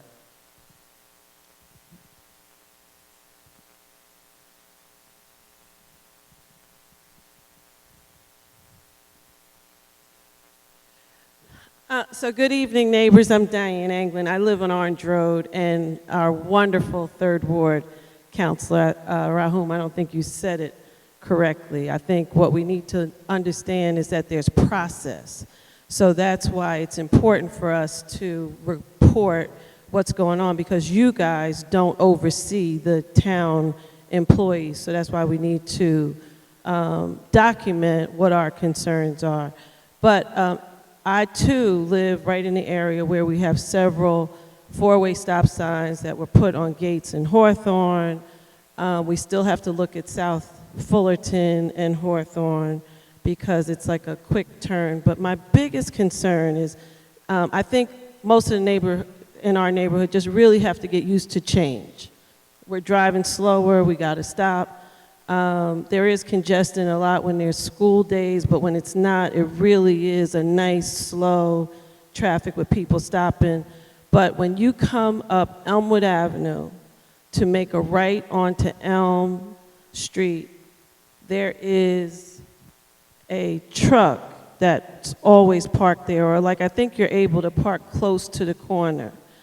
I think the easiest fix for that is no parking after this sign, or you have to park after this sign. So I feel sorry for the person who may live right there at that house, but that just creates like a blind spot, and that was just one of my concerns. But I do want to thank you for the work that you do for our town.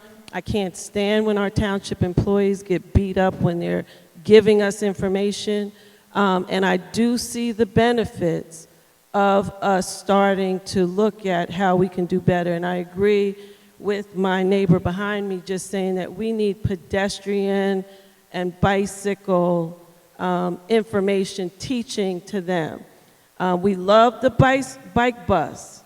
However, we can't teach kids that you could just ride down the middle of the street going to school. We love it, but we're not raising street smart children. So I thank you for this, because my whole life living here, we register a bike, but we never really learned about how to live together on the road. So I appreciate you.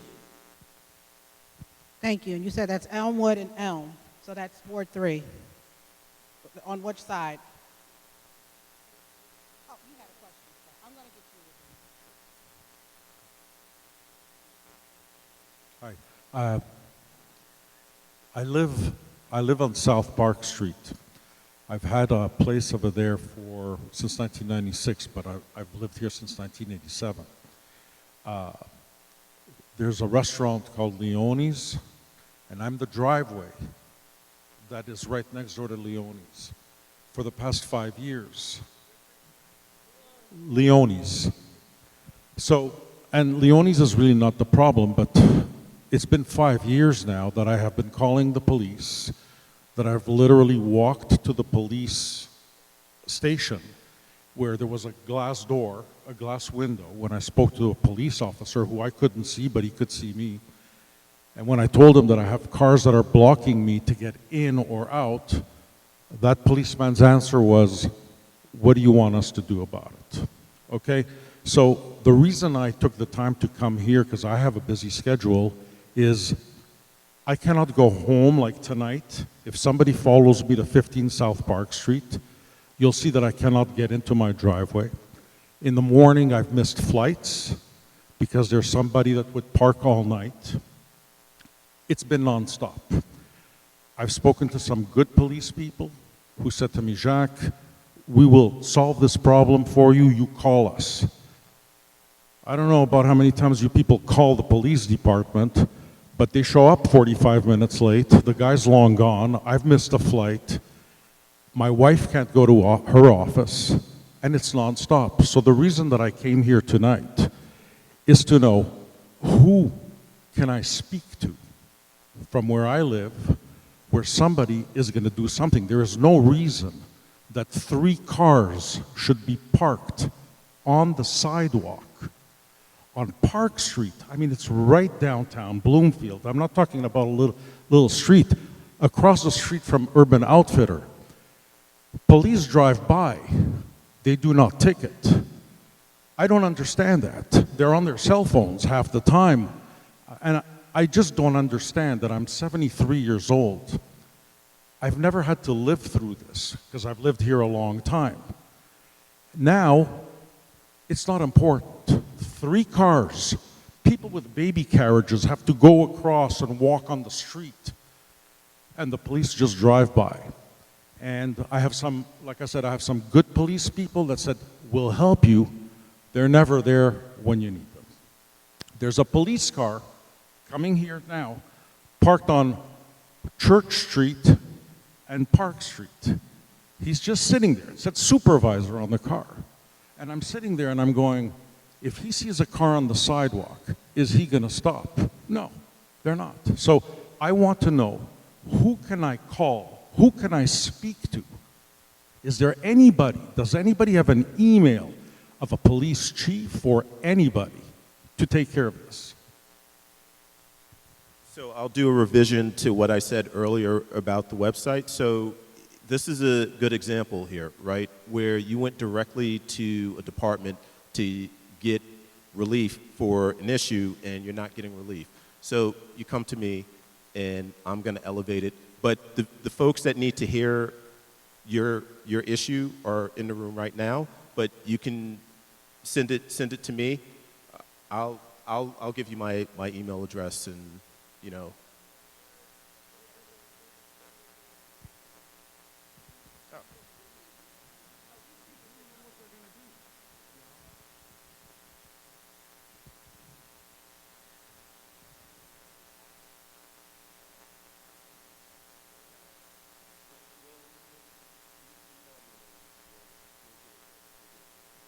Okay, first of all, I want to say I've lived in this area for going over 20 years now. I moved here. Not used to the heavy traffic and things like that of North Jersey because I come from South Jersey. There's like not that much. So since I've been here, I would probably say I've been hit, I'm not hit, thank God, but almost hit and very close to where I felt my clothes actually blow. 6 to 10 times. The 4 times that I didn't mention, that was the easy ones. 6 was very scary, where I thought to myself, oh my gosh, when someone had to slam on their brakes and someone didn't slam on their brakes and almost hit me. Okay, now, I want to first of all commend you. Thank you very much, because since I've lived here, I haven't seen that much. There's so much happening right now. It boggles my mind, but I'm happy to see the growth and movement towards improvements. There's so many visuals out there that you can't help but slow down now when you're driving. I walk a lot, but I also drive, so I'm really appreciative. Thank you. I don't think it's ever too late to save lives. I know people who have gotten, not known them personally, but know of people who know people got killed right in Montclair where I actually walk. And I think to myself, wow, I missed that one on Grove Street, especially Elm and Grove. Okay, now, on Grove, as I go to Uptown, which I call Montclair, they have the extenders, which I think are fantastic, but they don't have anything at the intersection of Elm and Hawthorne. That is such, it's a drag race. It is so dangerous. If I park my car, try to get across, I am always stressed and fearful for my life. Now, the children get on the bus there. People are rushing from, there is no traffic light to break anything. So they rush, they're all the way down from, where's the church? That's St. Paul's maybe, and beyond that.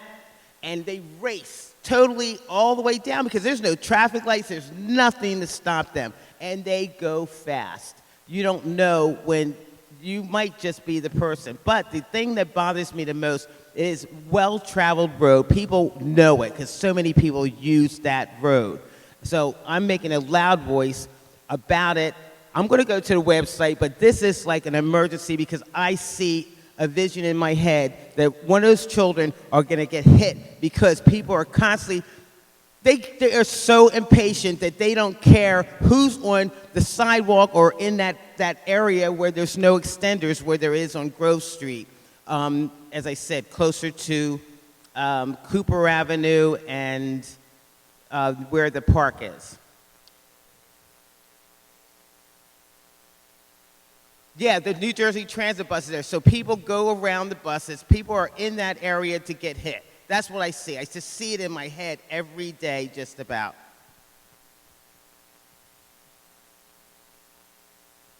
Like, if you have to leave, you have to leave. I will stay as long as you need me to stay, and we can keep talking. I do want to say about the county roads, the county administration and the town council right now are working very well together and to make this happen.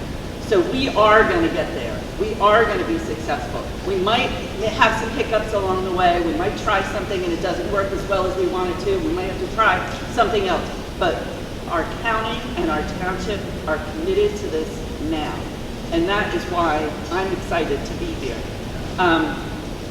But there's no complete streets area that's going to make it happen for us. We have to lead by example as well. And so I brought a pledge form that is over on the table, and I brought stickers. So if you are willing to do your part as a driver in Montclair and put this sticker on the back of your car to show the world that you are going to be driving 25 miles per hour and 20 in the school zone, and you're going to be stopping for pedestrians at crosswalks, and you're going to be stopping for the RRP, that's a start. That's one thing that we can do today. So that's all I'm going to say, and I am like so grateful to the counselors for inviting me here. I know it was a lot of information, and it's a very hot topic, and we all, like, if you ask everybody in Montclair what to do about street safety, you're going to get a zillion different answers. Hi, good evening. I live in Canterbury Park, and this is a small neighborhood park. There are about at least 15 neighborhood kids. It's a very old school feel. They run to each other's doors, ask to come out and play. They get on their bikes and scooters. They're up and down the park. Every afternoon after school, when school is out, it's the same, neighborhood children. Ranging from 1 year old to 15. My concern is the e-scooters, the bikes, plowing through the park. There is a limited sight distance when you enter through that park. And my concern, because I'm there every single day, is that one of these motorcycles, as I like to call them, they look like motorcycles to me, they go just as fast, that they're going to hit a child or older person or anyone. So I guess my concern is, or my call to action would be increased signage. I've spoken to young children on their e-bikes coming through myself, and they seem to not understand, the rules, that it's not allowed. I had one kid tell me, well, this is a bike path, and I said, well, no, that's I don't even know what you call them. It's motorized. It's the motorcycle. It's going too fast, and, as a parent, I'm concerned. And then also, I was wondering if we can put some more signs up over there that say kids at play. There are a lot of kids literally at play in the streets. I'm thankful for the increased signage for the blinking flashing lights in the South End. I've used it myself as a pedestrian and as a motorist, and it's been great. And I think that's it.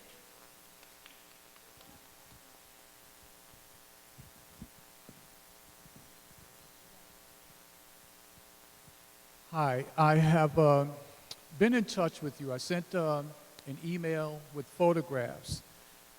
And my concern is the entrance to Glenfield Park from Wheeler Street. in Woodland Avenue.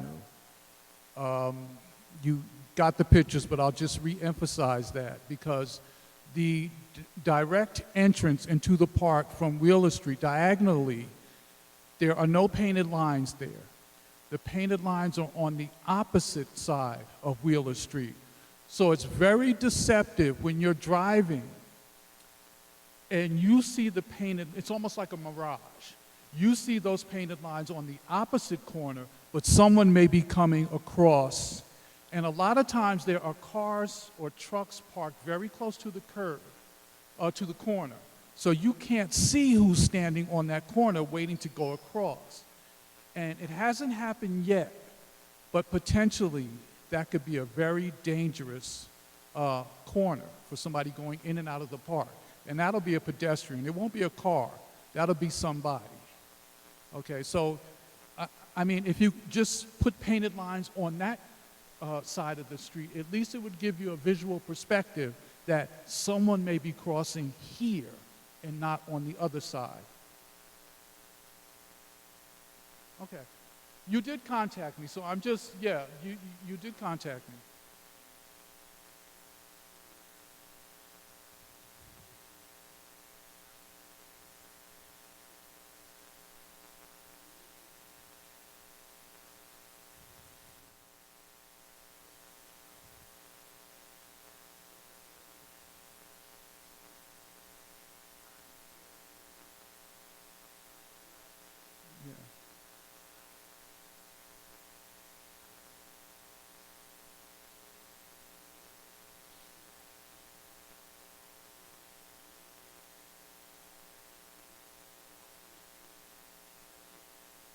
Well, I was born in that house on that corner. That's where I was born in 1958.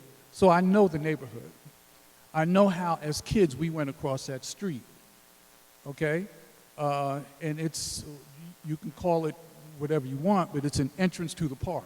That's how kids go into the park on their bikes or walking. And there needs to be lines on that side of the street because eventually something's going to happen.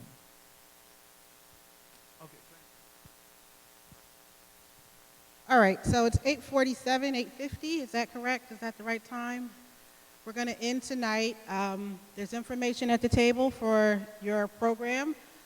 Feel free to email me if there are any additional questions for Ward 4 residents. There's an app on the website, Councilor Williams. I just want to thank everybody for coming out. So good night and thank you for being here.